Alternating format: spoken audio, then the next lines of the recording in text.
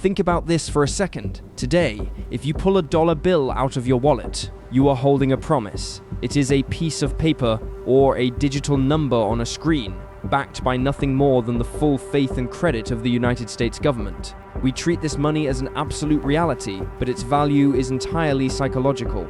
It is a fiat currency, meaning it is money, simply because the state declares it to be so, and because we all agree to believe it. But for most of American history, money had to be a physical thing. It had to be linked directly to something tangible, scarce, and limited, precious metals, specifically gold. The assumption most people carry today is that America once had a stable golden monetary system that we simply threw away in a moment of modern political convenience. The reality, however, is far more complicated, far messier, and far more revealing. America did not simply get rid of gold.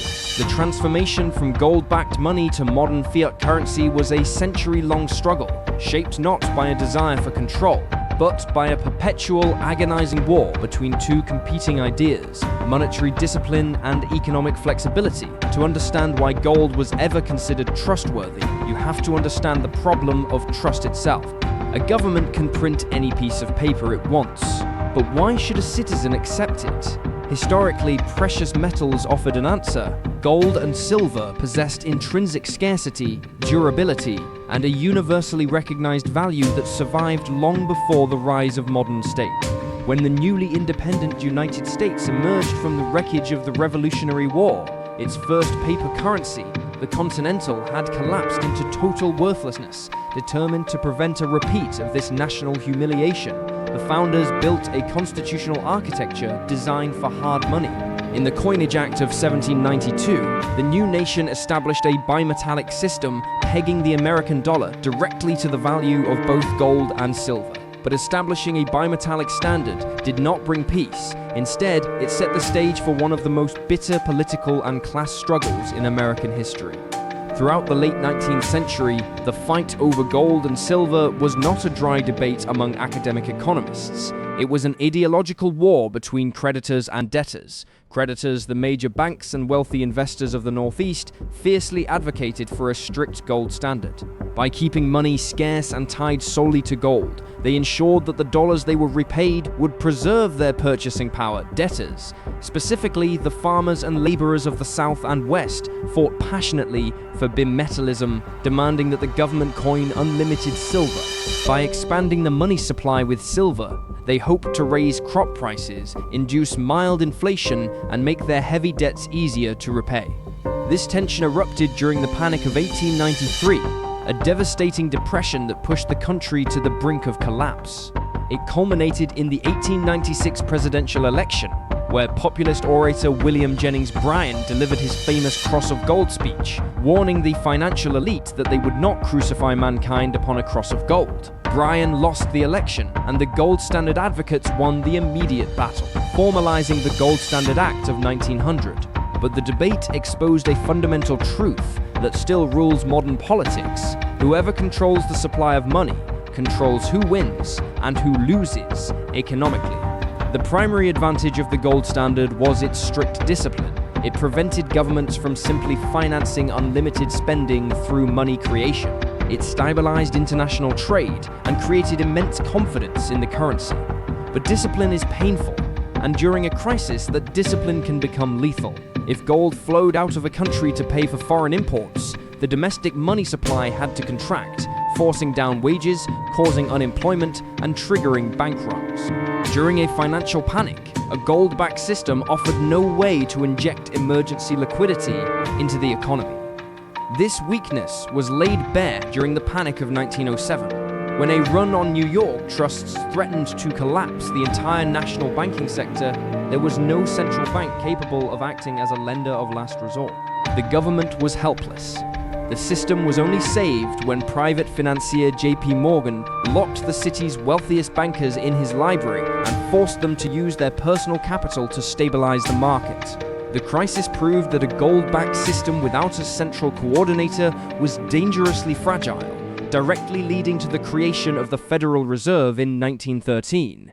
The Fed was built to provide an elastic currency, but it still had to operate within the constraints of gold. The global monetary order was permanently shattered by World War I, desperate to finance the staggering costs of mechanized warfare. European governments suspended gold convertibility almost immediately, borrowing heavily and printing money to survive. When the dust settled, Europe was heavily indebted, Britain's financial dominance was broken, and the United States emerged as the world's primary creditor. The center of financial gravity shifted to America, which held a massive portion of the world's gold reserves. Then came the Great Depression, the intellectual and emotional turning point of the entire story. As bank failures cascaded across America, prices collapsed, unemployment soared, and terrified citizens began hoarding physical gold, demanding that banks redeem their paper dollars for metal. But under the rules of the gold standard, the Federal Reserve could not easily expand the money supply to rescue failing banks without violating its gold reserve requirements. The gold standard had become a golden fetter, locking the nation in a spiral of deflation and despair. When Franklin D. Roosevelt took office in the spring of 1933, he realized that to save the economy, he had to change the monetary rules. In a series of sweeping emergency measures, Roosevelt prohibited the private ownership of monetary gold, ordering citizens to deliver their gold coins and certificates to the Federal Reserve in exchange for paper currency. He then devalued the dollar by raising the official price of gold from $20.67 to $35 an ounce. This was a radical break. The government had deliberately broken its promise to the public, seizing control of the monetary supply to gain the flexibility needed to inflate prices, rescue banks, and stimulate the economy. Roosevelt's domestic policy set the stage for the international monetary order created at Bretton Woods in 1944. Meeting as World War II neared its end, representatives from 44 nations designed a new global financial architecture.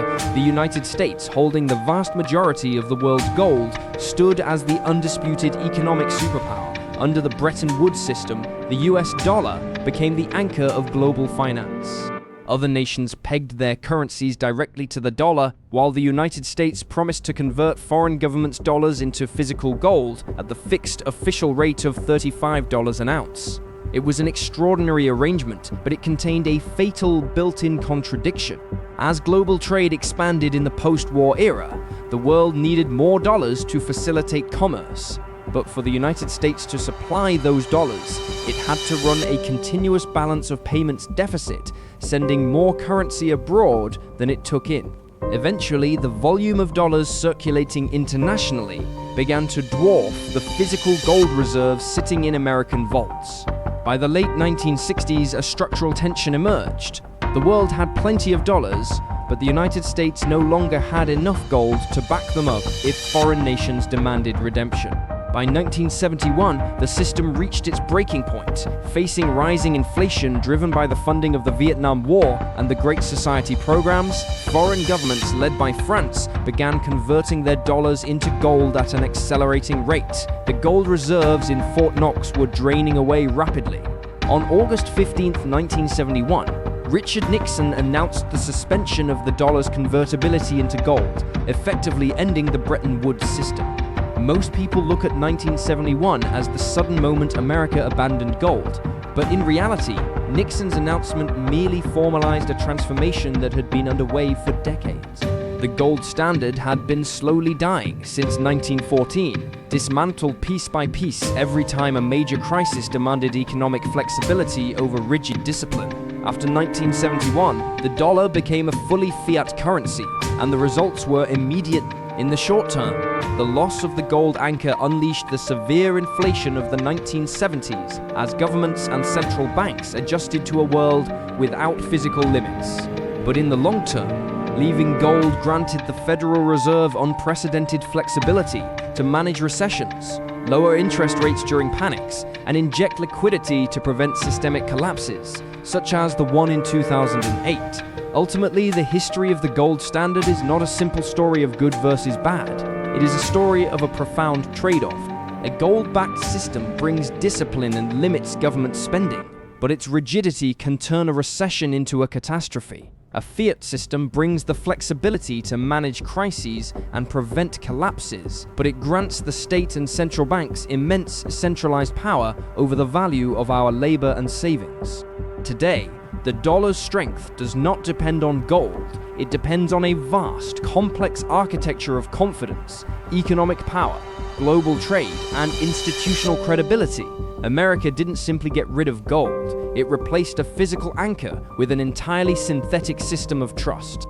And as government debt climbs and inflation fluctuates, the oldest debate in American fiscal history remains completely unresolved, whether we are safer under the strict discipline of a limited metal or at the mercy of our own economic flexibility.